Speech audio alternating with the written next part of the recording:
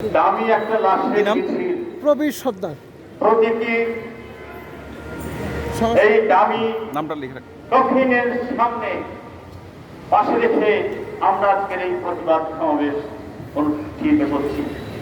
প্রিয় বন্ধুরা, একটু আগে দেখছিলেন অঝরে বৃষ্টি পড়ছিল। আমার কাছে এটা বৃষ্টি মনে হয়নি, আমার কাছে মনে হয়েছে এটা মায়ের কান্না। আন্দোলনের প্রথম দিন থেকে আজ গতকাল অবধি যে স্বজনকে আমরা হারিয়েছি, তাদের প্রত্যেকের মা বোধহয় ভেউ ভেউ করে কাঁদছে, আমাদের চোখ ভেসে যাচ্ছে। প্রিয় বন্ধুরা, গণতান্ত্রিক যৌক্তিক আন্দোলন যদি হয়ে থাকে, সেটা এদেশে বৈধ। আমাদের ছোট ভাই ছাত্ররা সেই আন্দোলনই করছিল, কোটার আন্দোলন। এর কি কোনো সুস্থ সমাধান ছিল না? আমাদের মাননীয় প্রধানমন্ত্রী চীনের সংক্ষিপ্ত শপথ শেষ করে বা শপথ সংক্ষিপ্ত করে এই কোটা আন্দোলন মীমাংসার জন্য উড়ে এলেন, কিন্তু অতি কথনের ফলে তিনি যা বললেন বুমেরাং হয়ে গেল। আমরা সমগ্র জাতি আমরা হোঁচট খেলাম।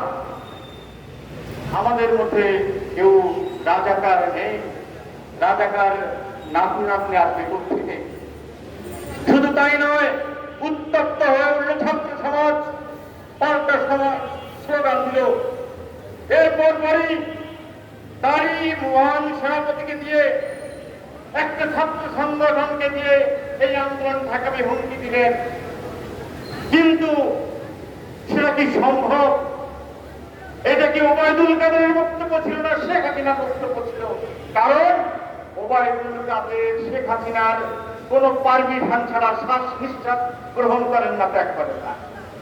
তাই যদি হয়, একটা দেশ যদি এইভাবে চলতে চায়, পরবর্তীতে কি ঘটনা ঘটেছে আপনারা দেখেছেন। ছাত্র আন্দোলন থেকে শুরু হলো, সেই আন্দোলন তীব্র থেকে তীব্রতর হয়ে আজকে গণ অভ্যুত্থানে পরিণত হয়েছে। আমরা মিছিল বের করলে আমাদের বাধা দেওয়া হয়। আপনারা সকলেই দেখছেন, আজকে অভিনন্দন জানাচ্ছি শ্রমজীবী মানুষ আমাদের সাথে সম্পৃক্ত হয়েছেন। আমরা কি কোন সশস্ত্র কোন সংগঠন? আমরা কি কোন অস্ত্র নিয়ে আপনাদের সঙ্গে মোকাবেলা করতে রাস্তায় নেমেছি? হ্যাঁ, আমাদের অস্ত্র আছে। ওই যে দেখছেন হারমোনিয়াম, ওই যে দেখছেন তবলা, ওই যে অন্যান্য বাদ্যযন্ত্র, এটা আমাদের অস্ত্র। আর আমাদের মুখের ভাষা অস্ত্র। প্রিয় বন্ধুরা, আমি সংক্ষিপ্ত করে নিয়ে আসছি। আমরা যখন বলছি কত নাটক যে আমরা দেখলাম, আমার কাছে মনে হয় আমাদের প্রধানমন্ত্রীর ঘরে পিটিভি ছাড়া অন্য কোনো চ্যানেল নাই। উনি আর কিছুই দেখেন না। পুলিশ হত্যা করল আবু সাইদকে, ধরলো কিশোর অবাক কাণ্ড। সেই দিনে উদিচি সহ সকল সংগঠন, যেদিন আবু সাইদ মারা গেল, সেই রংপুরে জনসভা করে বলেছে যে তাকে মারার জন্য উস্কানি দিয়েছে আওয়ামী লীগ সমর্থিত দুইজন শিক্ষক, গুলি করেছে পুলিশ। এগুলো তো আমরা জানি, তথ্যগুলো আমাদের সরকার বাহাদুর কিছু জানে না। আমরা তদন্তের কথা বলেছি, বিচার বিভাগীয় তদন্ত, প্রয়োজনে বিদেশি তদন্ত হোক। ওনারা তদন্ত করছেন কি জানেন? যে কে ওই সময় মাঠে নামলো না, কে ওই সময় বিদেশে গেল, কে ওই সময় এমপি মন্ত্রী আমাদের দেশ ছেড়ে গেল, এই তদন্তে নেমেছেন। হাস্যকর, নিন্দা যাবে এই মানসিকতা। সর্বোপরি আমি যেটা বলতে চাই, এই সরকার রাজনৈতিকভাবে পর্যাদস্ত হয়েছে, অধিকার হারিয়েছে।